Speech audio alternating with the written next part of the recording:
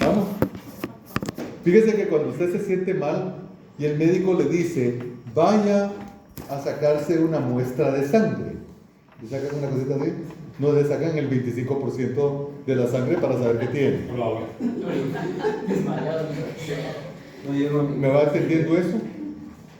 Entonces, para que sea muestra, yo sé que alguien va a decir, mire, es que de plano, pues en una olla, porque ahí está todo, porque esa gota que sacaron de la sopa tiene todos los elementos, eso es representativo de toda la olla. La gota de sangre que le sacan ustedes es representativo de todo lo que tiene adentro. Y el problema que le decía es que las personas no entienden qué significa que es representativo. Entonces, fíjese cómo le explico la parte de la representatividad. Cuando usted va a cenar con su novia, entonces usted pide aquel platote gigantesco, ella pide su ensalada, ¿sí? Y entonces, por supuesto, ella se le va a antojar. Y entonces le dice, gordo, ¿será que me va a probar de su plato? Su plato está compuesto por, digamos, pollo, una salsa, ¿sí? Un gravy y una guarnición. Esto es su plato. Entonces, si usted a ella le da de probar solo el pollo, ¿qué le va a decir ella? Ah, no, deme con la guarnición y también me da con el gravy, ¿sí o no? Porque ella quiere una muestra del plato. Y lo representativo del plato es que usted le dé pollo, salsa y guarnición. Esa es una muestra del plato. Si usted solo le da pollo, eso no es representativo. Si usted le da pollo con salsa, eso no es representativo. Lo que es representativo es que tengan los tres elementos que contiene el plato. ¿Me capta eso? Igual pasa en la investigación. En la investigación, ¿sí? Entonces tenemos todos los elementos que tiene que comprender para que una sola persona le pueda decir la información. Fíjese, pues, digamos que yo quiero llegar a tener un cargo acá, en la universidad, ¿sí? Yo quiero llegar a ser decano o algo, un puesto más alto, digamos. Pero para eso yo necesito la opinión del estudiante. Si yo llego con los estudiantes, digamos que de licenciatura, yo les digo, miren, yo quisiera su voto para poder llegar a ser una gran autoridad acá. Y si yo llego a quedar, ¿sí? Lo primero que voy a hacer es quitar los privados. Segundo, ¿sí? Le voy a dar parqueo a todos.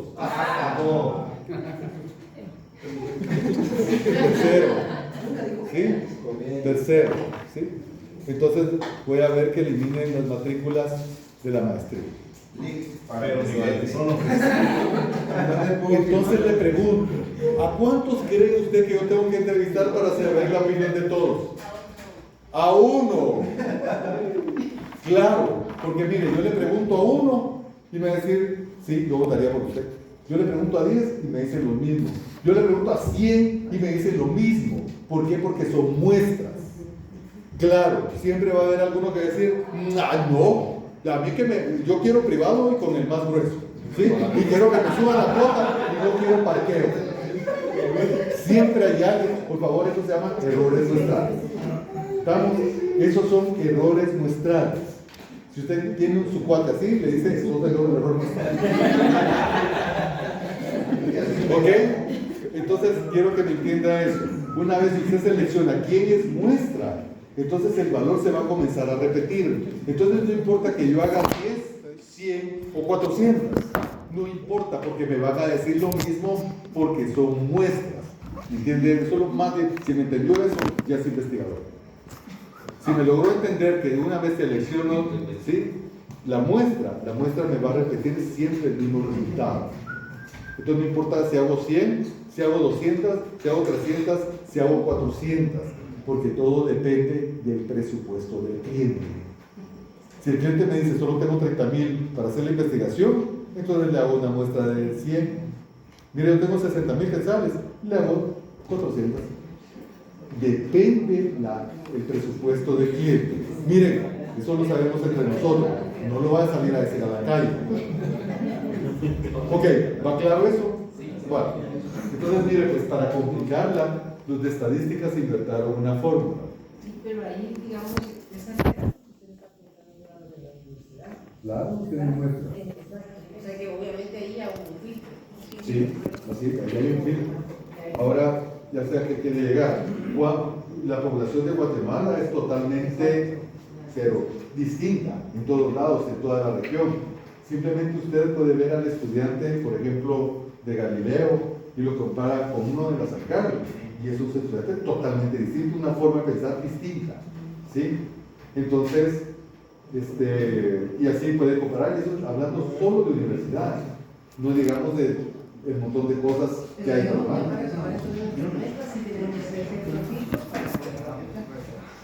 Sí, tiene que tener filtros. Los filtros son muy importantes. Ok, quiero que se vaya por favor al libro de investigación y se va a la parte donde dice poblaciones y muestras.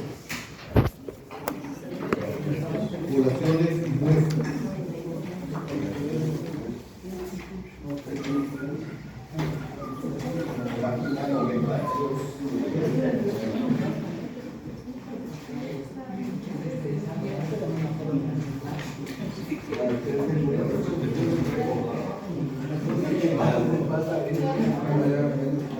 ¿Qué página es? Página 92, por favor. Entonces,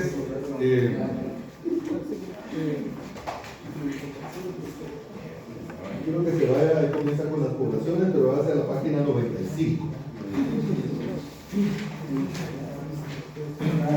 En la página 95, pues ahí está, comienza esta fórmula. Puede ver esta fórmula que está ahí. Entonces, la Z es confiabilidad. Esto lo va a dar rápido porque esto es parte de licenciatura, estos son temas gatos. Entonces, la parte de la Z indica confiabilidad.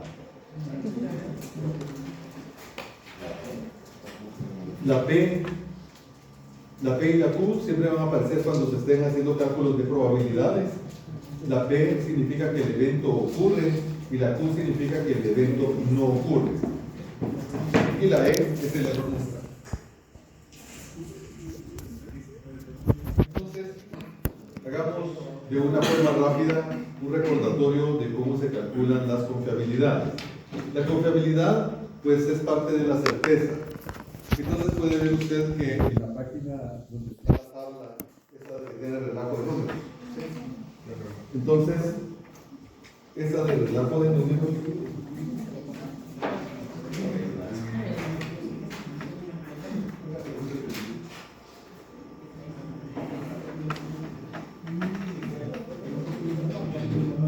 denme un segundo, que no tengo aquí el ejemplo que quiero hacer.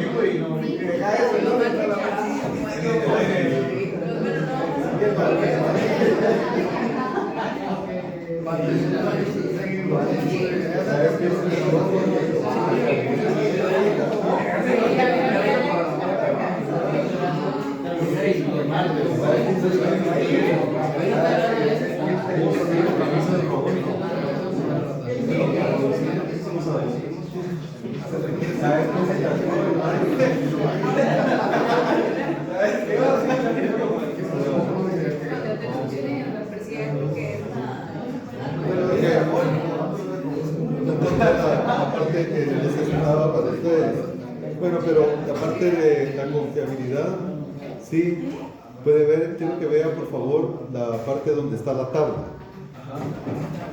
¿Está bien? Entonces se llama área bajo la curva normal.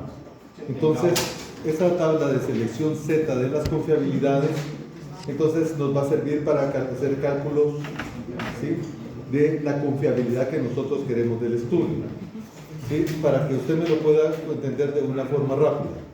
Generalmente nosotros en investigación de mercados utilizamos 95% de confiabilidades. ¿Por qué utilizamos 95% de confiabilidades y no 99, o no 90, o no 50? Generalmente todo esto está dado al presupuesto del cliente, ¿sí?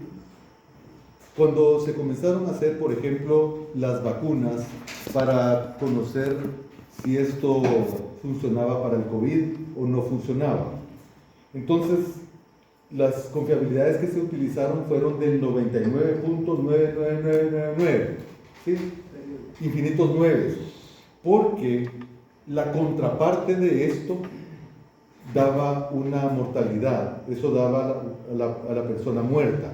Si ellos utilizaban 99% de confiabilidad, eso significa que moría una persona. Si nosotros utilizáramos para una prueba de COVID 60%, morían 40 personas. Entonces ellos tratan de tener una confiabilidad muy alta para bajar completamente, ¿sí?, la incidencia de mortandad. ¿Me va entendiendo eso?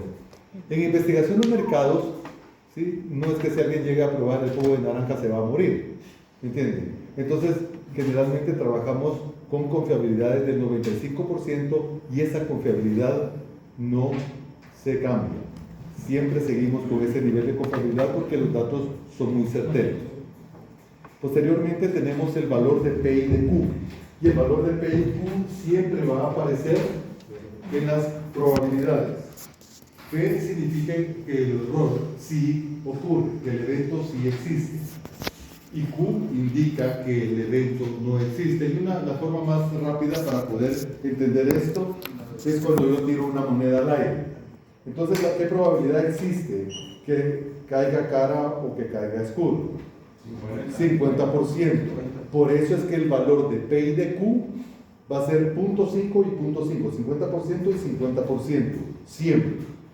Eso cambia hasta cuando ya tenemos incidencias. Y por último tenemos un tema que se llama error muestral, y el error muestral se define como la diferencia entre el parámetro de la población y el estadístico observado. ¿Y eso qué significa en español? En español significa que es la diferencia que yo tengo de la población respecto a la muestra. ¿Sí? Ahí existe un error. Ahora bien, se los voy a explicar.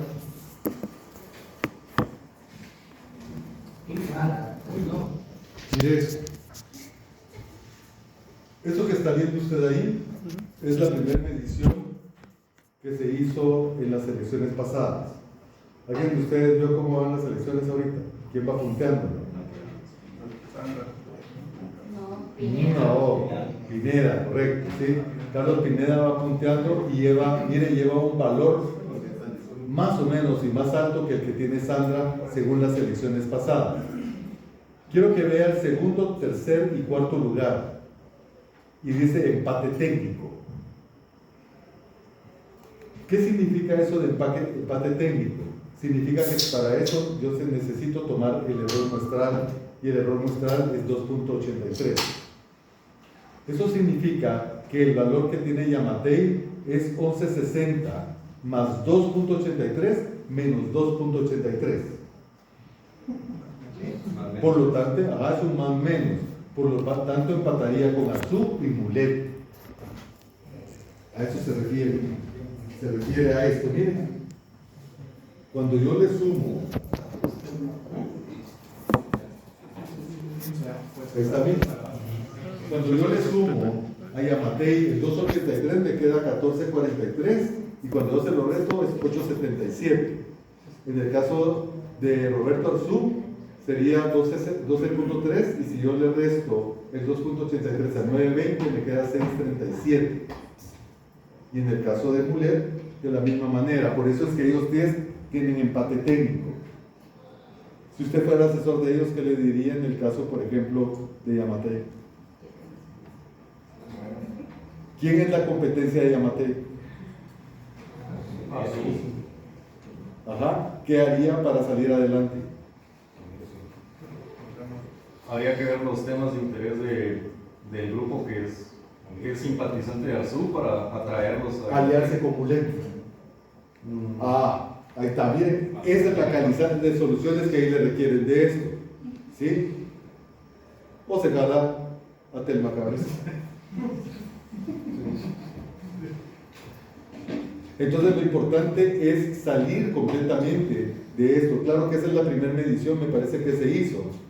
Y entonces, pues las cosas se dieron al final, pues con Yamatei, ¿saben? Sí. Miren este que está acá.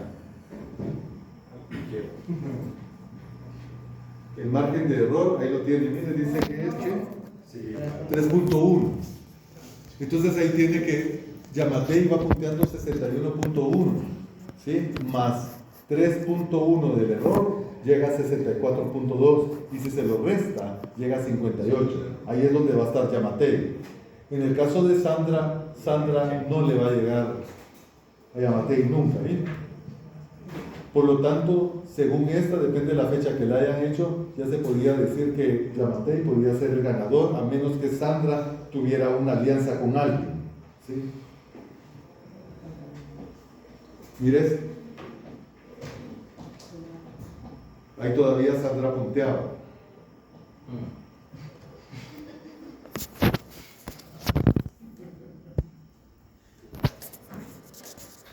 Mire este caso.